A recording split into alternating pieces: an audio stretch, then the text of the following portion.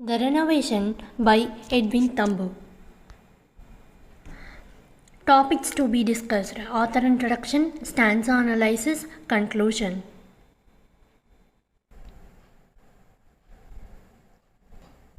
Author introduction: Edwin Thumboo. His full name was Edwin Nadesan Thumboo. He was born on November 22, 1933. His present age was 89 years old. He was a Singaporean poet. His full name was Edwin Nadesan Thumboo. He was one of the pioneers of English literature in Singapore. Thumboo's poetry is inspired by the myth and history and is often dubbed Singapore's unofficial poet laureate because of his poems with nationalistic themes. His collections of poetry include A Rib of Earth, Ulysses by the Merlion, A Third Map. His latest anthology is A Gathering of Themes, and it was published in the year 2018. His notable awards are National Book Development Council of Singapore Book Award for Poetry. He got 3 times, 1978, 1980 and 1994. The next award is inaugurated SEA Wright Award, 1978. Next, his work often explores the theme related to identity, culture, and human experience. The Renovation by Edwin Thumboo. First stanza. I want to feel pure the wind, glazed by dark narrating shadows, among casarinas tempered by sea salt. This stanza expresses a evoking sense of longing for pure and immersive experience with nature. The first line, I want to feel pure the wind. This suggests a desire to connect with nature in its purest form, to experience the wind in its unadulterated state. This symbolizing the desire for simplicity and authenticity in life. The next line, glazed by dark narrating shadows. Here, shadows are described as narrating, which implies that they would be some kind of story or mystery. The use of the word dark suggests a sense of depth and complexity, as if there is more to discover beneath the surface, which means that we have to go through more phases in our life. That is the thing that the speaker indirectly conveys. The next line. I want to see Brown the hawk, unrelenting beautiful death dealing, break open the unsuspecting sky. The first line in the second stanza, I want to see Brown the hawk. This could suggest a desire to witness the presence or actions of a hawk, possibly one that is brown in color. The word brown might be used to emphasize the specific hawk's appearance. The next line, unrelenting beautiful death dealing. This phrase combines contrasting ideas.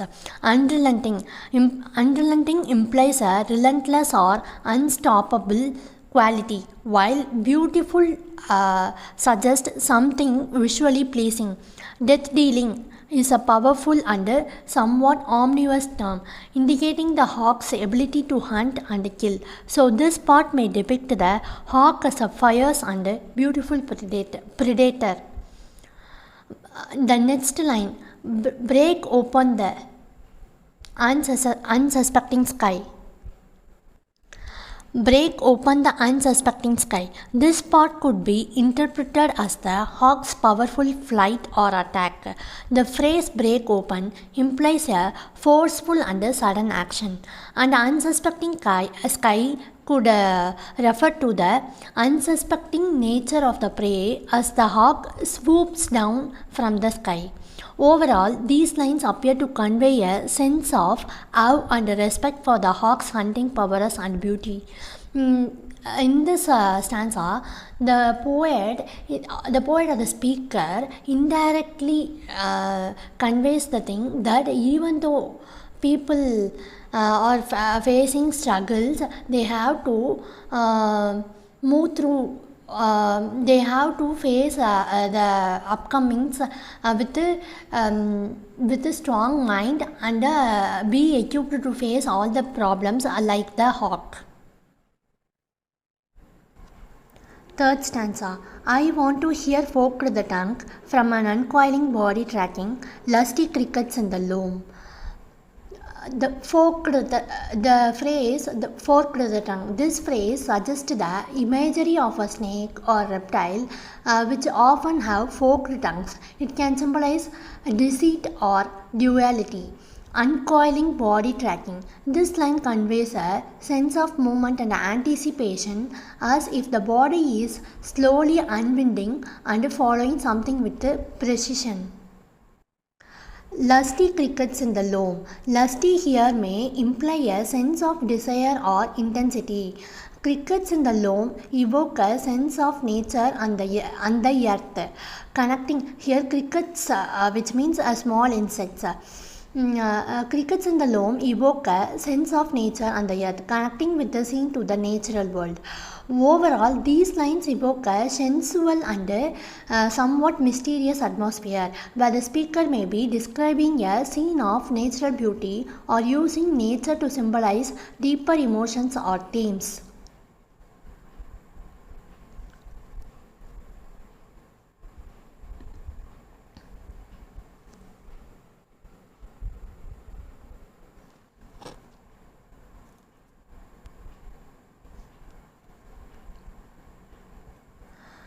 Fourth stanza. I want to touch blue the haze, dimming Karimon, overreach, unknotted slopes to possible mysteries. The phrase touch blue the haze may evoke the idea of grasping the intangible or making sense of something uncertain. Dimming Karimon could signify a fading or obscure goal, and unknotted slopes to possible mysteries suggest a path towards uncovering hidden truths. Overall, it's a open interpretation. The overall point is, even though we have problems, we have to unknot the problems and we have to move through in our life. The fifth stanza. I want to taste short the petai straight from the curdling pod to hold the village in my mouth.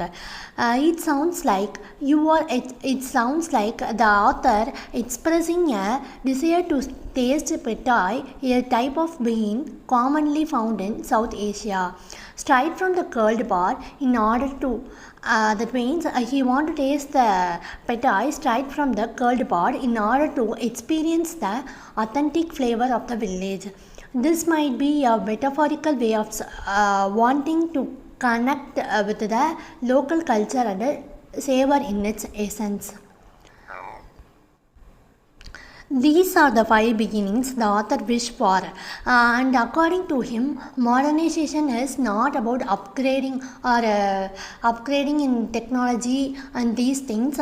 According to him, modernization is something like bringing back the traditional things into existence. Like traditional cuisines, the nature, everything into everything back to life. This is modernization according to Edwin Thumboo. Thank you.